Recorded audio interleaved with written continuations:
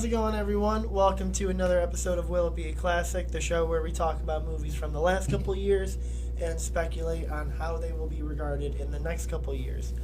We're kind of revisiting a movie that I've already talked about.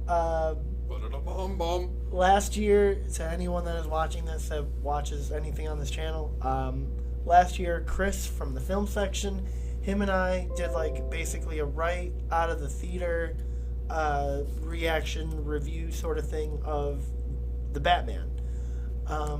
So, John? The Batman. The Batman. Today we are talking about Robert Pattinson's The Batman. The Batman.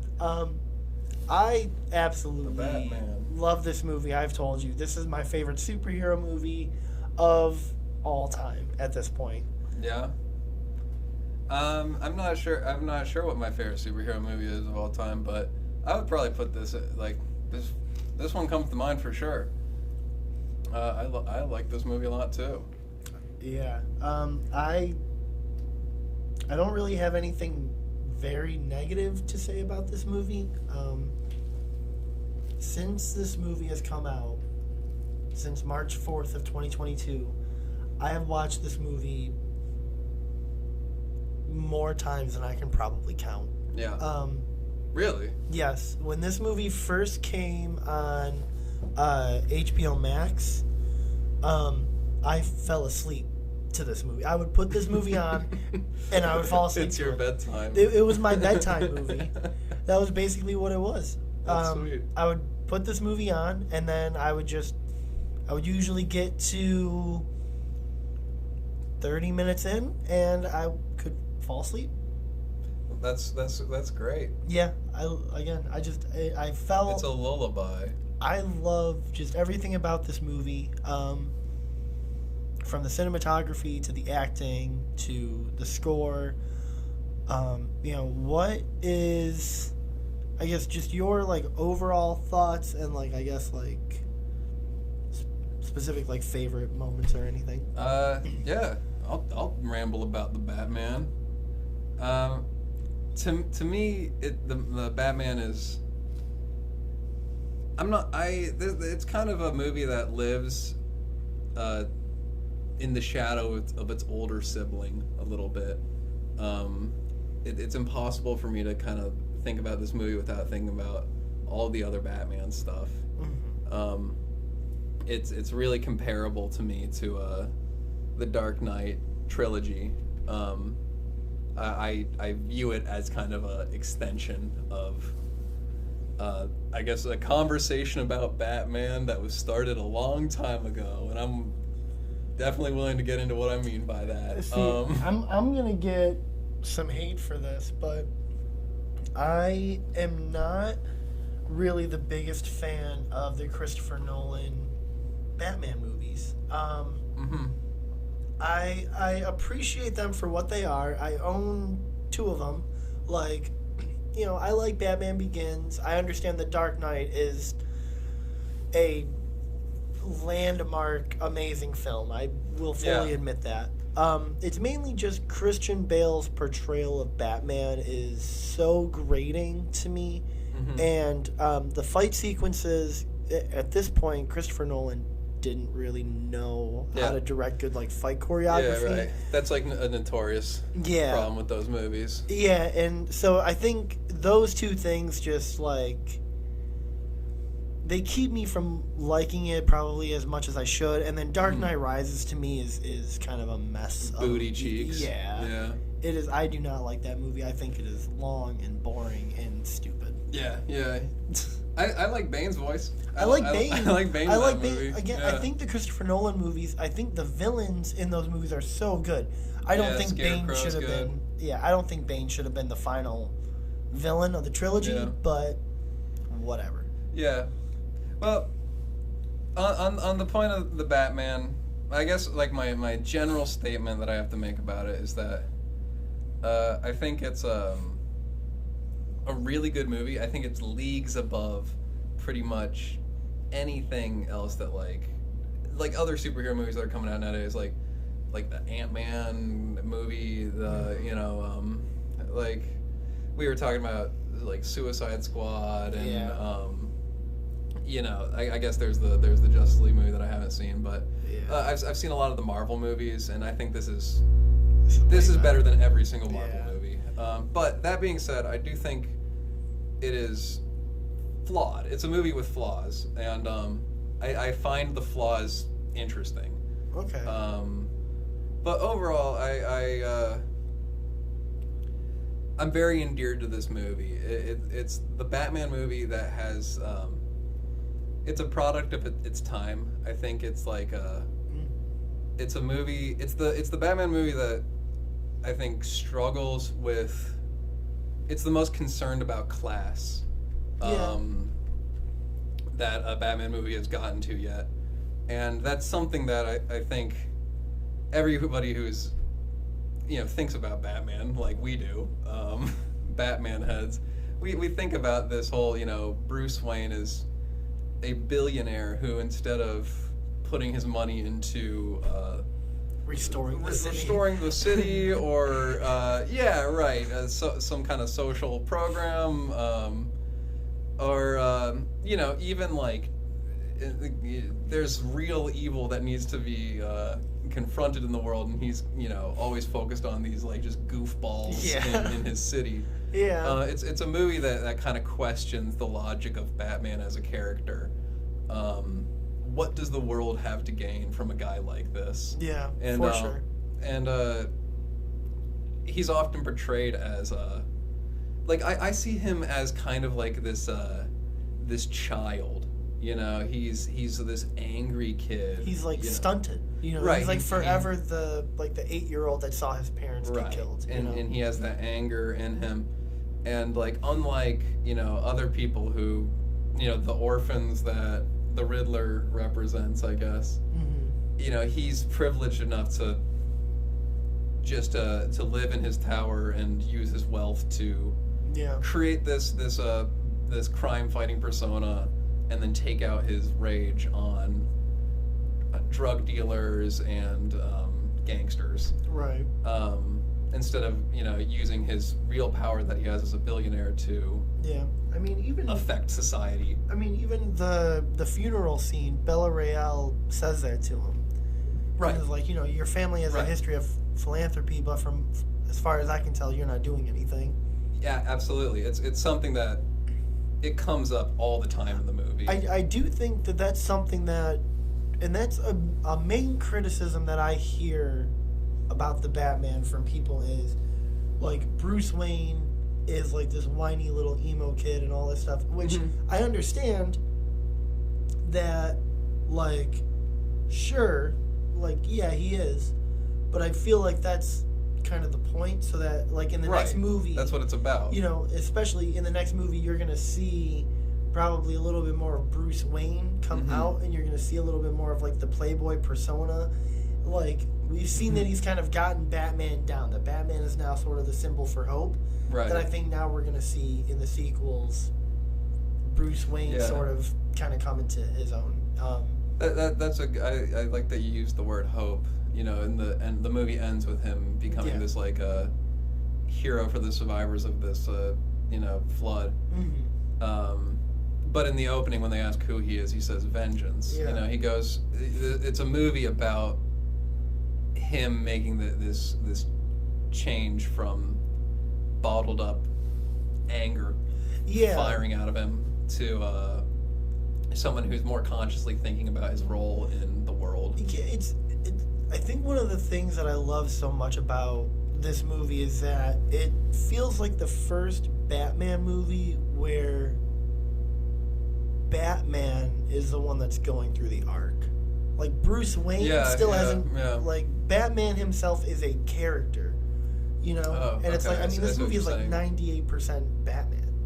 Yeah. Like, most of the movie is spent with Robert Pattinson inside the Batman costume.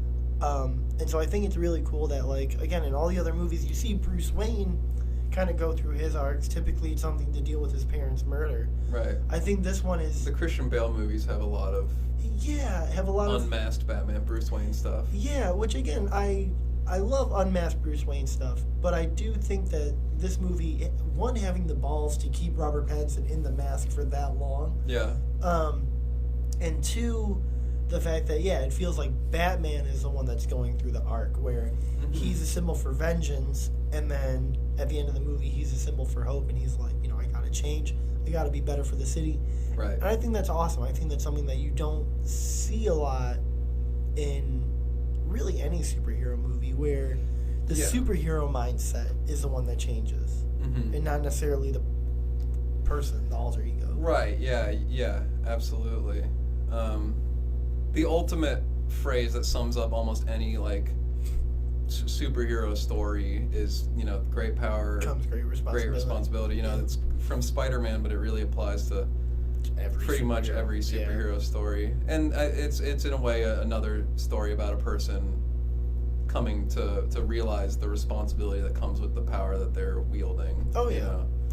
And I mean, by the end of the movie, I'm not sure if he's like 100% there yet. He's still dressed like a bat. Yeah, he's definitely got a lot of work to do, which, again, I think, like, what I love about the Batman is that it feels very much like a contained story. Like, this could be it, and that would be okay. Yeah. But it also leaves the door open for the inevitable sequel. Yeah. To see more growth, again, with Bruce Wayne, and see sort of the power vacuum that's left at the end of the movie with Falcone gone and everything. They don't really do a whole lot of, like, I was thinking about this while we were just watching some scenes from it. There's not a whole lot of, like, hinting, like, oh yeah, Victor Freeze moved down the street. There's like nothing that. Where it's like no like cliffhanger, like here's who's coming up next, Right. It really does, like, it's a contained story. The world building in this movie is incredible. It feels like such a lived in, like, this feels like a real city. Yeah. The fact that, I think, like, you mentioned it when we were watching a couple scenes, that, like, it's cool that, like, certain characters, like, come in and out, and they have, like, different, like, when they see Bruce Wayne at the funeral, but then, like, they see Batman at, like, the crime scenes and stuff, and it's, like, the same guys. Yeah, right. There's the cop, Kenzie, who, we first see him at the Penguin's place, and he's like a bodyguard. Then we find out he's a cop. Then we see him later at the drug deal. Right. There's the guys who are the bouncer at the Penguin's place, and the two twins. The twins, yeah. It'd be so, they could have had just random guys in all these scenes, just goons. I thought it made the movie feel a lot more. It made the world feel realer, that you're seeing these same kind of these same faces over and over again in these places. Oh yeah.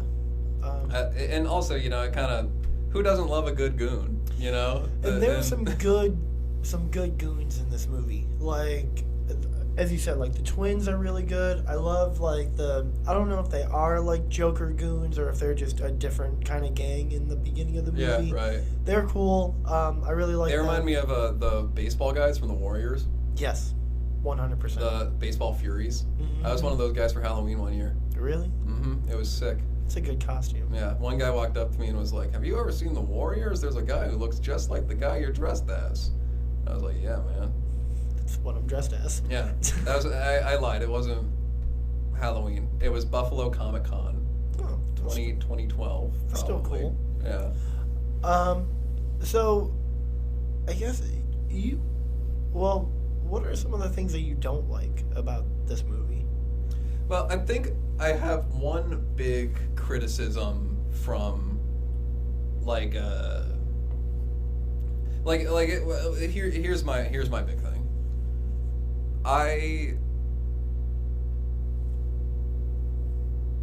So there's a big flaw with The Dark Knight Rises that has always bugged me.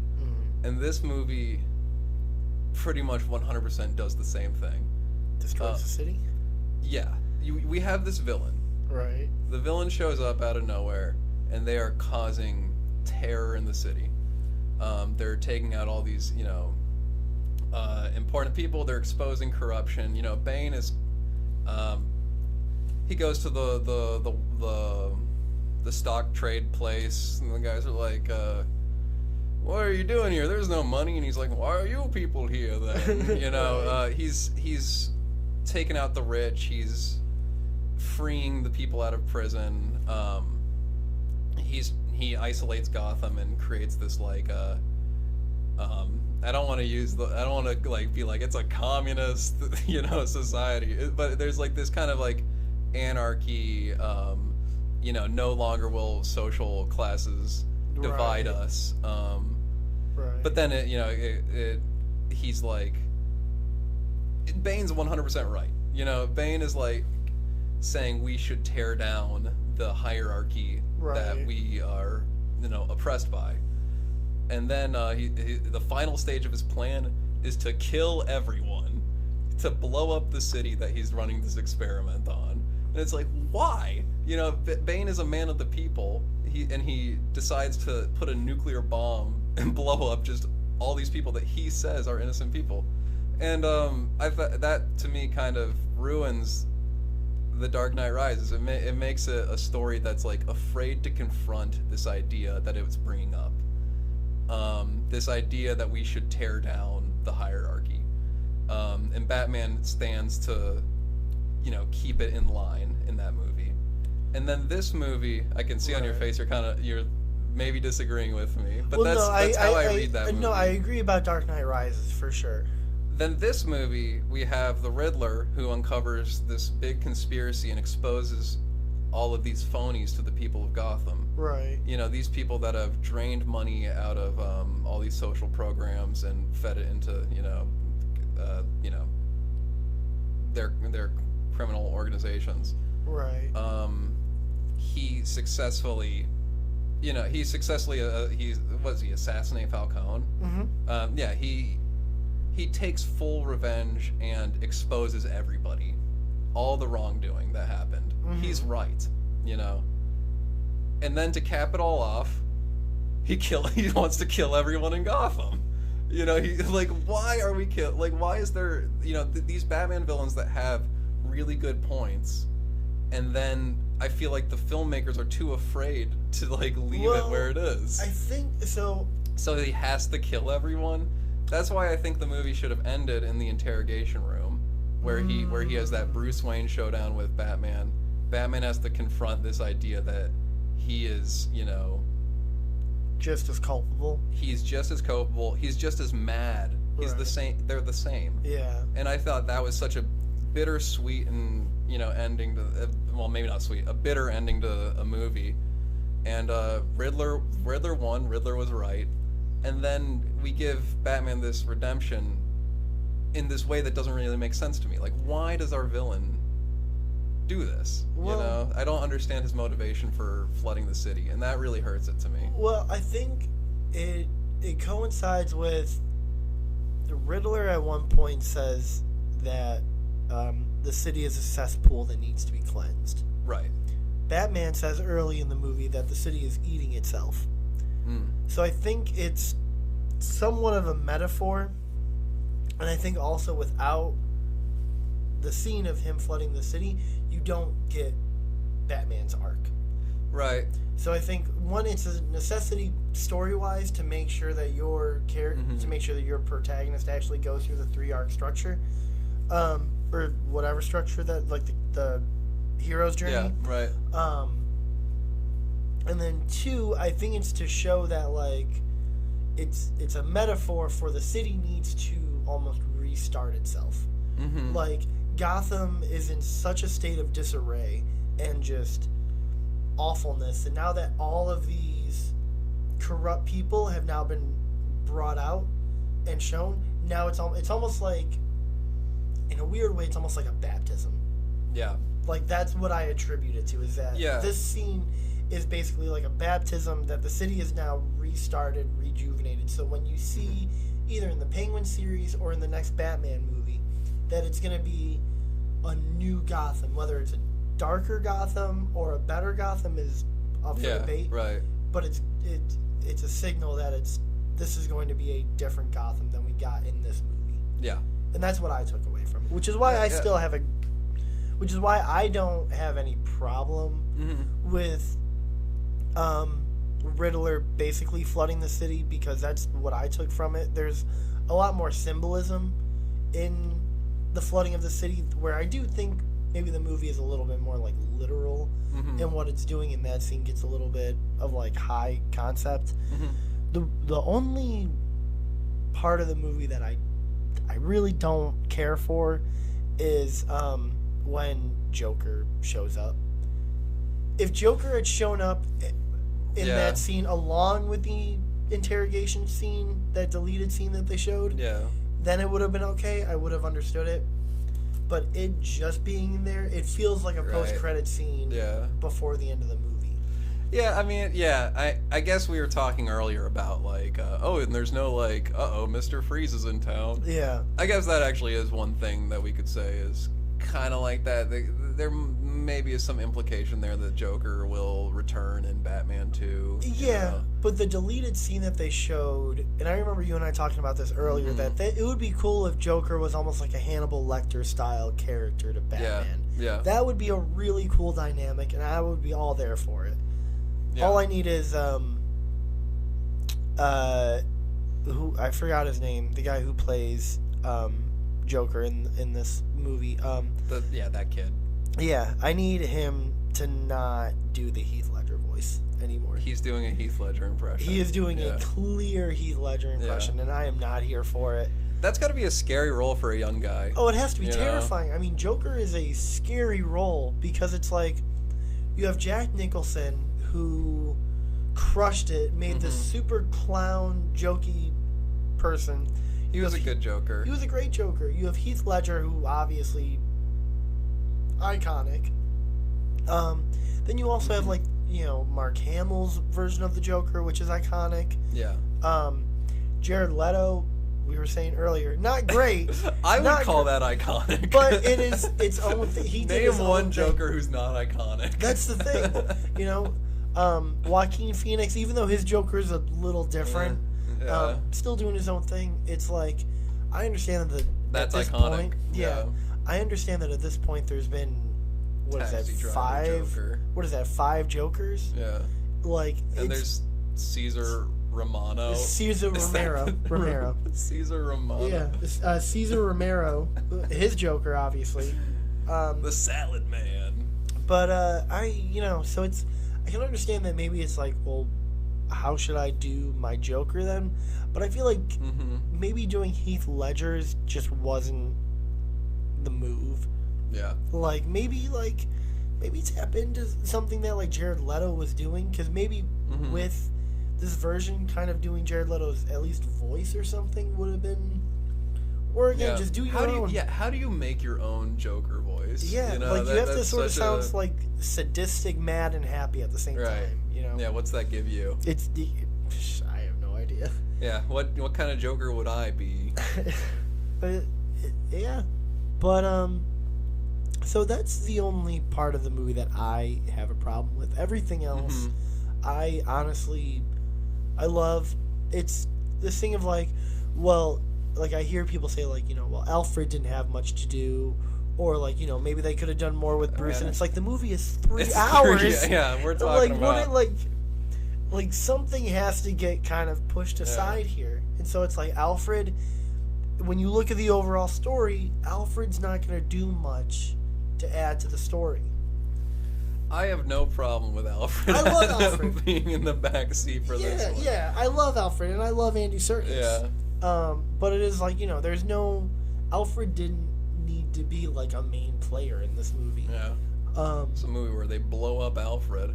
They do. I feel like they should have had the balls to kill Alfred. That's something I was... I wouldn't be surprised. If this movie ends up getting a trilogy, I would not be surprised if we see, like, a insane They death. should do, like, Alfred opens a package in each movie and blows up. Alfred is, like, constantly... Well, they could do, like a Benny Hill, like... Well, Alfred getting blown up in a bunch of different scenarios. I know you said earlier that you kind of wanted to see, like... Well, you wanted to see the Jason Todd death.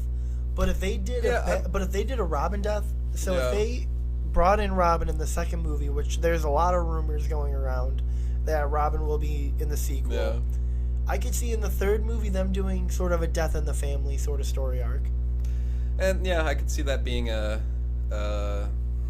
good way to end it, you know. Or start the trilogy with, or start the third movie with like Joker breaking out of Arkham, killing Robin, and then the movie, then that's finally your Batman Joker movie. Is the last movie of the trilogy. I could see that. That would work probably. Absolutely. Yeah, there are a lot of great Batman stories to adapt and take inspiration from. Mm-hmm. We're starting to get to a point where most Batman stories have had some kind of like we were talking about Hush earlier. Yeah. That has an animated movie. I would like to see a movie that takes inspiration from The Killing Joke. Well, The Killing Joke had a movie. Had an animated movie. Right, it had an animated movie. I kind of mean more like a live action. Like a big like a part of this trilogy or something like that. The Long Halloween is something that because I know The Dark Knight takes a lot of inspiration from The Long Halloween as well. Yeah, I mean, don't get me wrong, and The Long Halloween had its own animated adaptation also, which is really good. I own it. Right, it's really good. I did see that, yeah. But yeah, I think people need to stop adapting Long Halloween. Batman Begins is basically a take on Year One. Yeah. Yeah. Without Catwoman, but that's basically what Batman Begins is. Yeah. We're in a point in comic book movies where they're not doing origins anymore. And I'm really thankful for that. You know, like we've seen Batman become Batman so many times that like this time around they're like, you know the deal. It's Batman. It's like secret origins. Or like the Spider-Man movies that just came out. You know, he just shows up. You know, like in the Avengers, he just is like one day they're like, and now we have Spider-Man. Well, and I'm in support of that. You know, who needs to see these origins? Well, getting off track every couple years. Getting off track a little bit. The Spider-Man trilogy is so interesting. The new one? Yeah, because it is actually an origin story. They've even said it's an origin story told in 3 movies, but it's not him getting bit. It's him becoming like the Spider-Man. Like adult Spider-Man. The Spider-Man the friendly neighborhood Spider-Man. He starts off as basically Iron Man Jr. Yeah. And then it's like the second movie, he's still in Iron Man's shadow. The third movie, when they bring in Andrew Garfield and Tobey Maguire, and it's like, it's basically like, no, you're Spider-Man. Yeah. Be Spider-Man. And at the end of the movie, he's got no one. It's just Peter Parker. That's an origin story. He's now the Spider-Man that we know from the comics, which I fucking love. That was such a smart idea.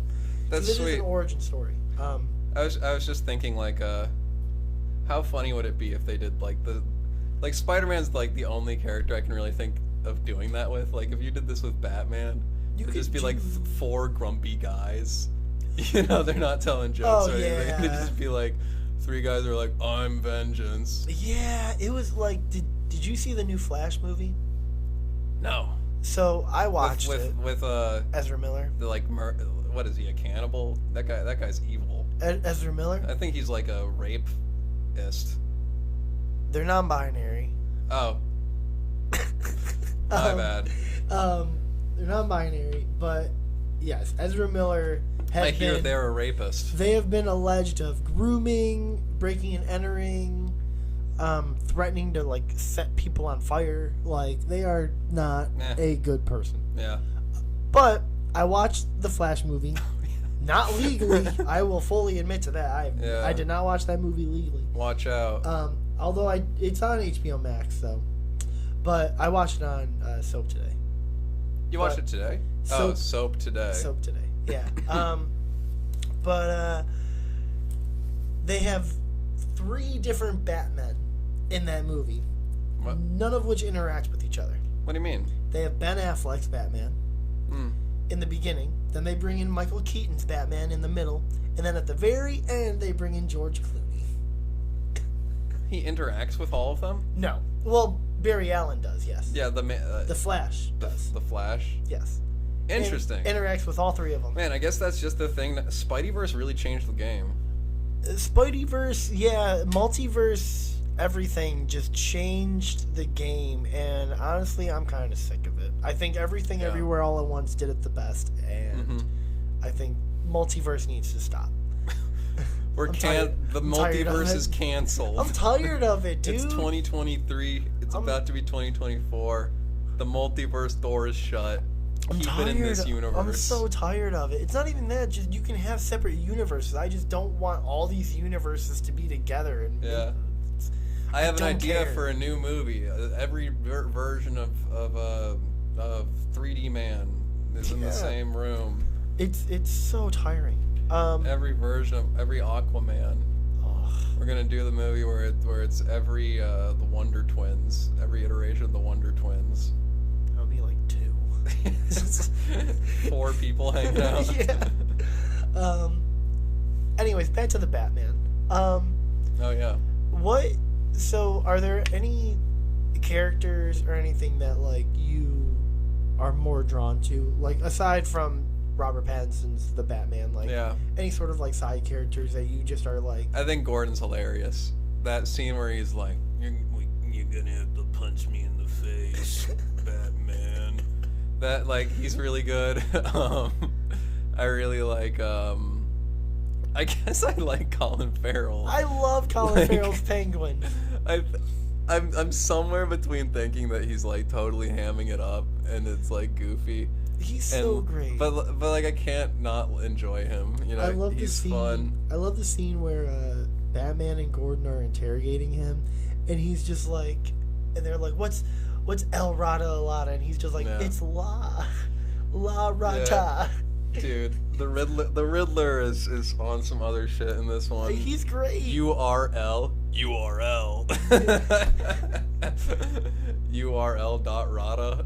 URL Rata Alata. Yeah, it's so good. The thumb drive. Yeah. The movie is weirdly funny in some parts.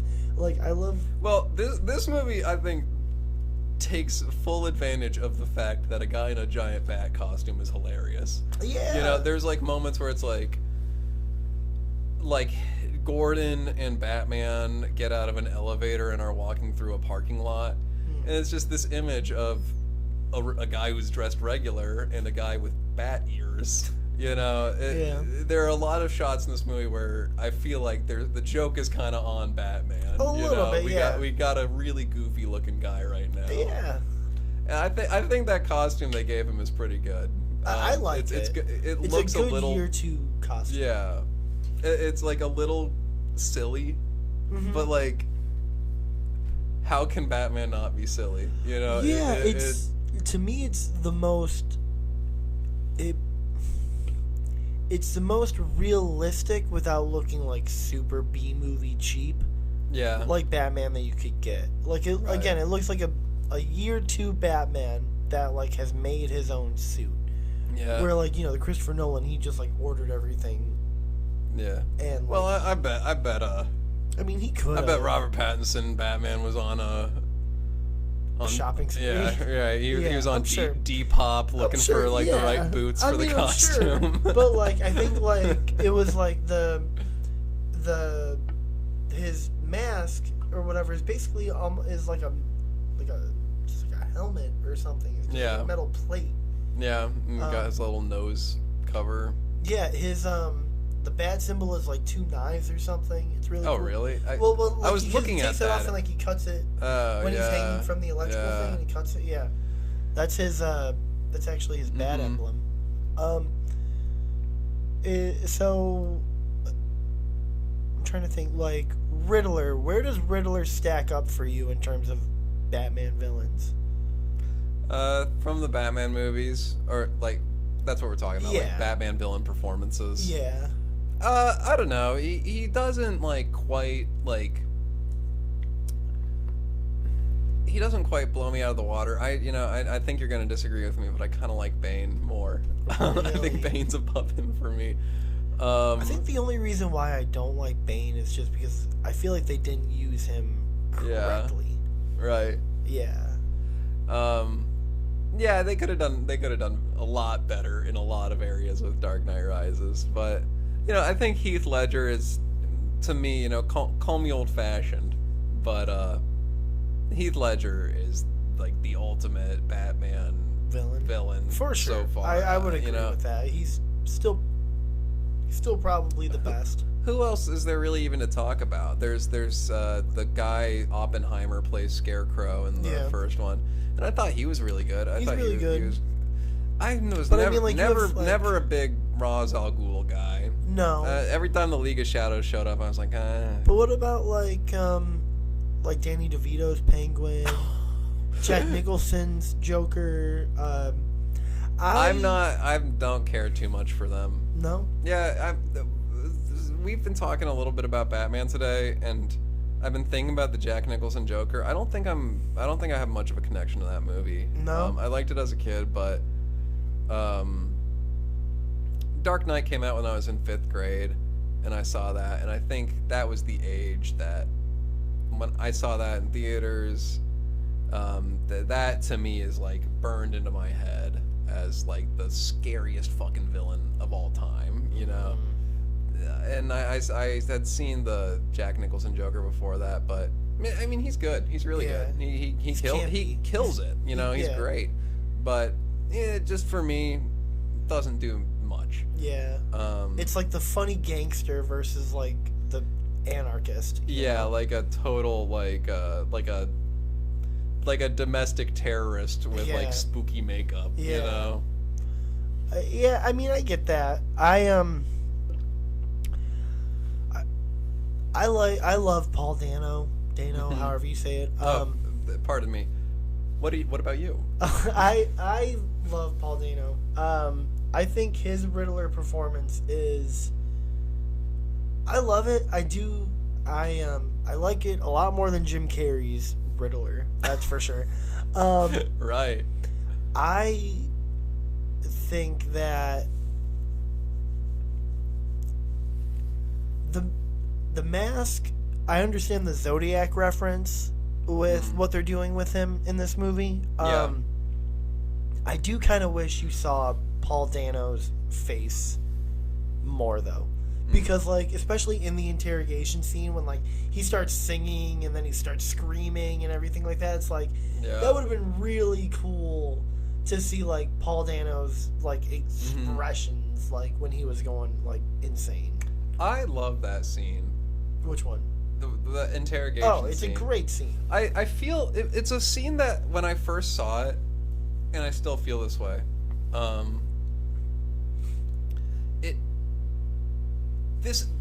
we touched on this earlier. This scene is kind of the beginning of the letdown for me.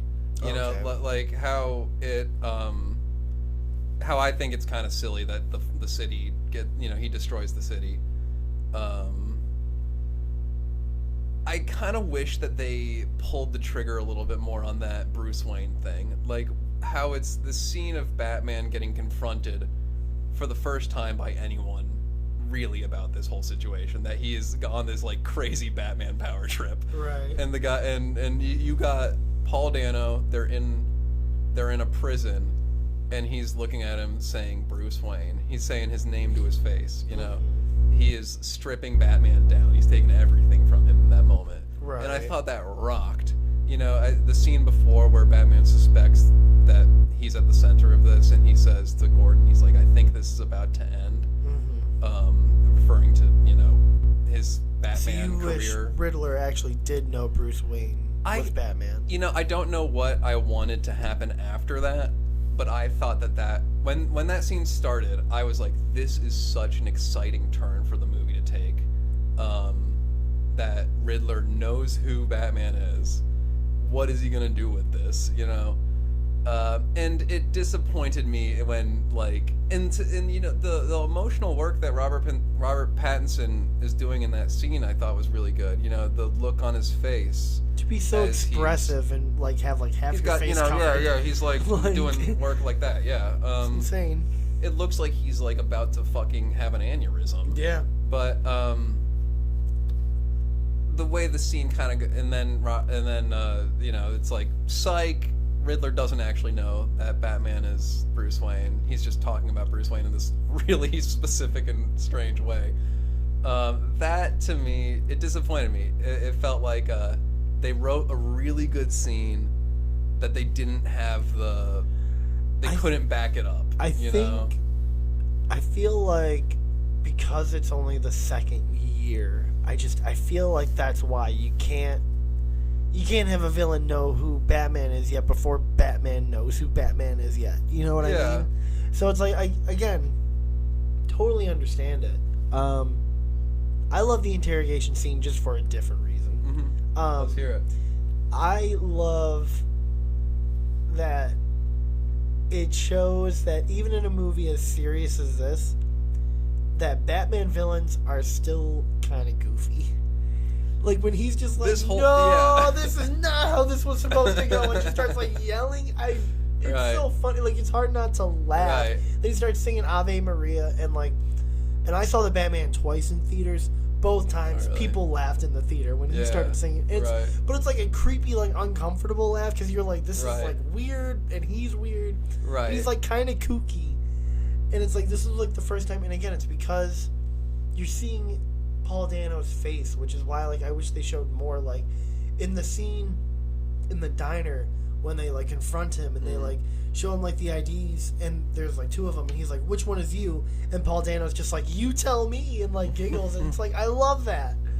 Like I love the interrogation scene because it just shows the actual goofiness of the situation, that like you have a guy dressed as a bat talking to a man who's just been like dressed as a Zodiac killer and clearly is like so just off. It's a scene that like where we really confront the idea that these are two nut jobs on different sides of glass. You know? And I love that. Is there, aside from that scene, is there like a specific scene in this movie that just really stands out to you that you like love? You know, when I think about this movie, the moment that stands out the most to me is the final sequence with after Batman and Catwoman say a couple things to each other that I think are, you know, I'm not too interested in what they say. What I like is you know, Batman's like, maybe the city can change, and she's like, the city won't change, and he's like, I have to try. And it's like, okay. And then they get on their motorcycles and drive away, and this is kind of a fake conversation that I'm having with you right now for the camera because we already had this conversation. Yeah, but, that's fine. They didn't need to know that. Right. But it's just in that moment, it shows them both get on their motorcycles and drive away. And that's the end of the movie, is them parting on their motorcycles. And it's just this moment that it feels for a second that this is like transcending being a summer blockbuster comic book movie to me. And it feels like something from a real movie. You know? This is like them playfully kind of passing each other and then letting the other one pass on the motorcycle. The colors of the morning coming up, you know, it feels like Batman is going home after a long night. It's this moment that I find beautiful. You know, it's really pretty. It's really pretty shot. You know, if someone just showed me that moment, I'd be like, what the fuck was that from? You know, there's this like beautiful movie with Batman in it. I would say I think the reason why The Batman is my favorite superhero movie is because it's the only superhero movie to me that feels like it's not filmed like a superhero movie. It's completely. When I talk about my problems with the Marvel movies, something that I bring up a lot is this feeling of visual static. You know, I feel like there's never anything happening on the screen that interests me. You know, it's like so CGI, green screen. CGI, and you know the shots are never interesting. You know, it's like I can't name like a shot. I saw the new Spider-Man movie with, you know, all the different Spider-Men. I saw that really recently. I saw it like 2 or 3 weeks ago. I can't name like a shot that I liked from that movie. I can't name that with pretty much any Marvel movies. You know, the filmmaking of those movies is You mean like the cinematography of Yes. those? Yeah. Yeah, just the art of putting images on screen. Right. Is, withered and dead in the Marvel franchise. But this movie, it has some direction. Beautiful. Yeah. Yeah. Beautiful shots. Yeah, absolutely. The lighting is really interesting. There's we just watched it. I forget. This is like one of the opening moments of the movie. Nighttime is it's right before we see Batman beat up some guys on the train. It's this moment where you see all of the neon lights around Gotham turning on, and then it's the bat symbol turning on. Right. And to me, that moment is really cool. It's like, you're kind of like, what am I looking at for some of these shots of like green glow coming out from behind objects, and it's just it does a little bit more than the majority of the like Hollywood schlock out there right now. I think even just the way that the shots are, as you said, like the lighting, like the blocking on some of the shots and everything is just it. Again, where with a lot of like the Marvel movies and even a handful of like the other DC movies, it's like it feels like they're like, all right, stand here, you're talking to an alien. Yeah, this is happening behind you're right. Like, yeah, you imagine them shooting it, and it's just like a person in a booth. Yeah, where it's like with the Batman, it's like when they're in like that mansion with like when like the mayor gets killed, it's like you feel like you're in this big ass fucking mansion. When they're at the end, when they're driving through the graveyard, it feels like they're really driving through the graveyard. Yeah, right. And they are. Yeah, and they are. Like even like the scene where like in like towards the beginning when Batman is in like his like street clothes and he's driving back to the Batcave. Yeah. And Something in the Way is playing, and he's just driving through the city. Like, I love that shot. Right. Even like the lopped off shot behind his helmet, where we're following him, is like a beautiful shot that just, again, you don't, like, I don't see lopped off shots in Marvel movies. Lopped off? What's that mean? Where it means where it's like like so like when it's like on the back of his head, that means lopped off. Or like when like there's like scenes where like it's like connected to like the car during like the car chase. Okay. That was something I wanted to bring up to you. Oh yeah. The car chase. So I'm not a car chase scene person. I don't like car chases. Me neither. The Batman, for some reason, I love that car chase. What do you like about it? It feels aggressive. If like so many other car chases just feel like this is a car chase for an action movie. This one feels like it's like Batman feels pissed off. In it, and like Penguin feels like he's like actually scared and annoyed, and then like again with the tons of lopped off shots with the cars and stuff where it's like a weird like angle from like Penguin's car where you can see Batman driving, or like when Batman hits the car and you see like the car tumbling and everything. And then the shot where Batman is walking towards Penguin and he's upside down like a bat. Like I think it's so cool, and again with the lighting and everything. The movie is so much between these like dark reds and like yellows. Like those are like the two like big colors that keep showing up. And so like that whole scene has like this like orangish yellow tone to it. Yeah. I love that whole scene. Yeah. What don't you like about it? Because I understand if like I don't know. Like if you just don't really care for car chases, like it's hard to get me interested in a car chase. I mean, cars aren't interesting to me. I don't care about cars. I don't like cars. I don't like car chases, but this one was cool. To me, okay. I haven't. I watched this movie 3 times in 1 week. The first time I saw it. Well, I watched it one night after coming home from work, and then I came home from work the next night, and my brother was watching it, and I just sat down and watched it with him. And then the next day, my brother and his partner were watching it, and so I just watched it again. I watched it 3 times back to back, pretty much. Hell yeah. And each time I remember getting to the car scene, and I was like, oh, this is just it doesn't do anything for me. It's been long enough now that I don't think I can really like give you a great criticism of it, besides it didn't engage me. Okay. I can understand that. It lacks and by it, am referring to this specific chase scene, but also almost pretty much every chase scene in a car in like every like big Hollywood movie. Mm-hmm. It just lacks a human element of like like the objective that needs to be met. It like when people in action movies get into cars and have a chase scene, and I feel like I can walk out and like come back in and nothing will. Yeah, right. It doesn't feel like the plot's really moving anywhere. And and if the action isn't engaging me, it's just kind of wasting my time at that point. I felt that way about this scene, but I mean, I get that. It's not on my naughty list for that. No, I mean, I understand. I think if it's just one of the little things that I don't like about the movie, didn't like.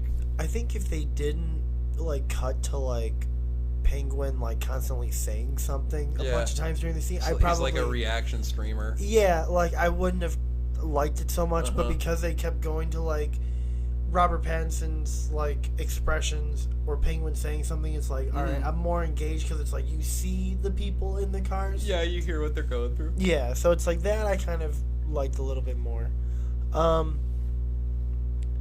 Yeah, not a car guy. You could not put me, if you put me in a headlock and try to make me watch Fast and the Furious, I would just dig my eyeballs out.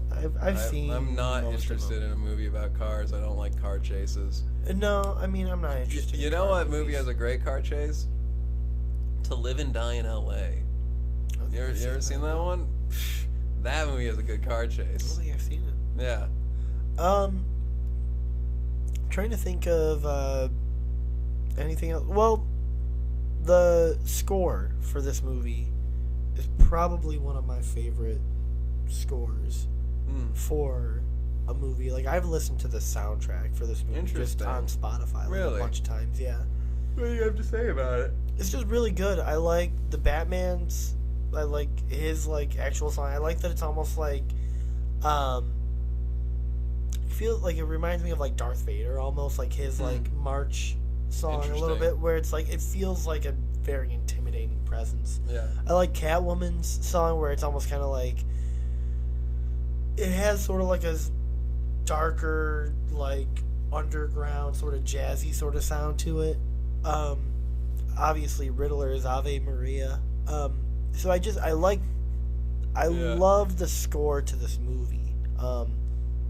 I love the fact that, and you and I were talking about this earlier, that I love the fact that Something in the Way by Nirvana has now become like synonymous with this movie. It's like the movie's theme. Yeah, Something in the Way has become the Batman's theme. You're right. And it's like, and I hope that they do that again for the sequel. I hope that they pick some song that like becomes like a part of this movie. Yeah. You were saying that this is like the only Batman movie with like a song in it. Yeah. Like, I know like Kissed by a Rose is from like Batman Forever technically, but no one really thinks about Batman Forever when they think about Kissed by a Rose. You got me there. Yeah. But yeah, it's interesting that this song or this movie even has a song in the soundtrack. You know, like a song that is like that. Right, a song like from a grunge song. Pop culture, yeah, like not just a part of the score. Right. Instrumental. The Marvel movies sometimes have songs. You know, you'll hear, like they have needle drops. Jump around in the background of a scene in Spider-Man or something. Like Guardians of the Galaxy was very infamous for having a bunch of needle drops. But this one is like, Something in the Way is like the theme song for this movie, which is just so cool to me. Like, interesting choice. Yeah, and it works. I think it fits. And I've never seen, like, again, like I know like Prince did the soundtrack for the '89 Batman. I know that, like, I know. Yeah, they had like a bat dance music video or something. Yeah, that's Prince, like some Batman lore. Yeah, Prince had like the Joker song. And so, and again, like, Kissed by a Rose with Batman Forever, but Something in the Way is the only song where I think now, whenever you hear that song, you are just going to think of the Batman. Honestly, I didn't know that song before I saw this movie. I mean, I don't think many for people, me, that's definitely the case. Yeah. So I have to get the question: Will it be a classic? Do you think this movie? Do you? I want to suck your blood.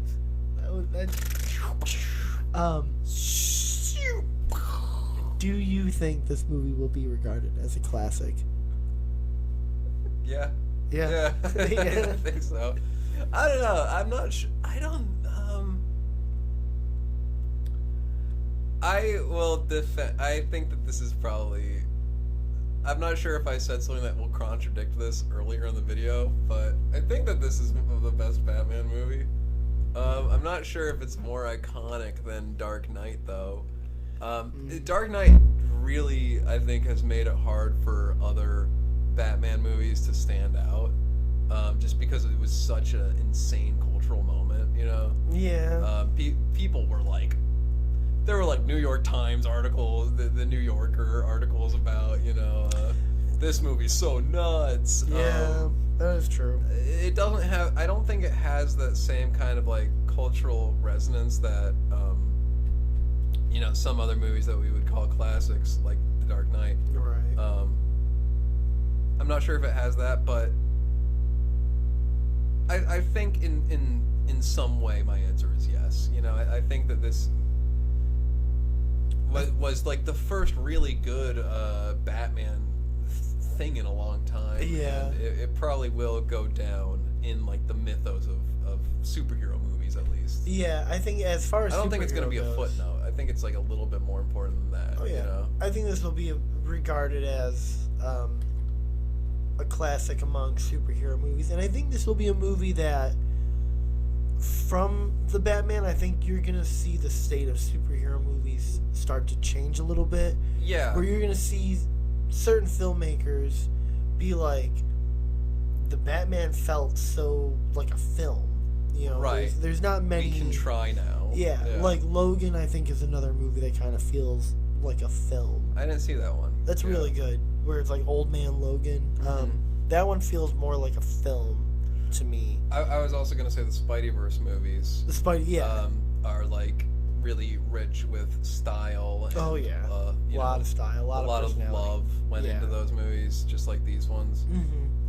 I think we're at a point where like these superhero movies feel simultaneously like crazy bland, but there are like some diamonds coming through. That's the thing, and I think it's because of the diamonds coming through that these lesser superhero movies are like even more. Because again, I think you look at something like, say, like Ant-Man, the newest Ant-Man. I haven't watched it. I don't really plan on watching it. It got shitted on. Yeah, People hate that movie. I think like maybe 10 years ago, that movie probably would have gotten a lot of love. I think now, because we've had The Dark Knight, because we've had Spider-Man No Way Home, because we've had The Batman, because we've had Name another. It's another another good one. Guardians? The first Guardians movie? Even Avengers Endgame being such a penultimate movie. I never saw that. It being what it was, insane.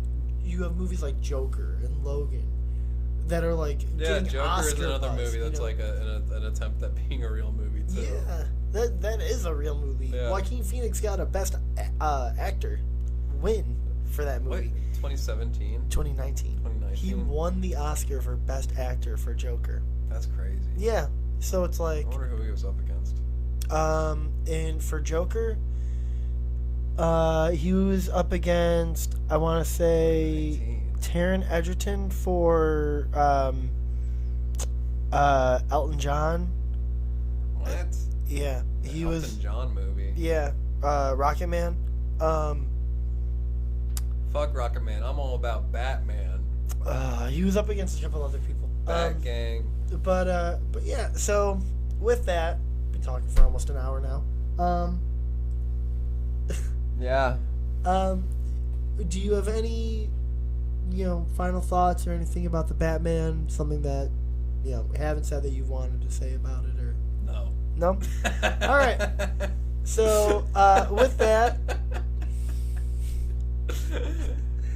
you know what? You know what? I actually do have one thing to say about this movie.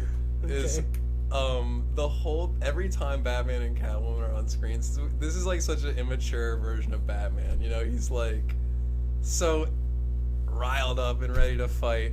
Every time he's on screen, I'm imagining, like every time they're together, I'm imagining that he's like 1 second away from being like, "Can we have sex?" he's a horny little boy. He's like this far away from being just like an incel. Yeah, right. Yeah, okay, that's my final thought. Okay, yeah. Batman is probably kind of an incel. I would not be surprised if what does Batman think about getting laid? I'm sure. What does Batman think about women? Well, we do see, like, Batman's a little voyeuristic. Oh, yeah, Batman's we were talking about how he's kind of a douchebag. He's like talking about how he thinks that she's like hooking up with Falcone, and he's like, "You fucking hussy, you Catwoman." Yeah. I can't believe your skank ass. He says shit to her about like selling penguins like drops. Yeah, right. Yeah. Batman's a bit of a woman hater. He's just a hater in general. I'm canceling Batman. Anyways. Click. You're canceled. Anyways, so thank you to anyone and everyone for watching. This movie's too woke. This movie's awesome. We need the conservative Batman to come back. Anyways. Bring Chris Nolan back. Anyways. 2024. Christopher Nolan for president. Make sure you guys... I don't think Christopher Nolan can be president. I don't think he was born in the U.S. Whatever. So make sure you guys like, comment, subscribe. There's stuff coming up on this channel all the time. Stay tuned for the Scarlett Johansson-a-thon. Happy Halloween! We'll see you guys next time.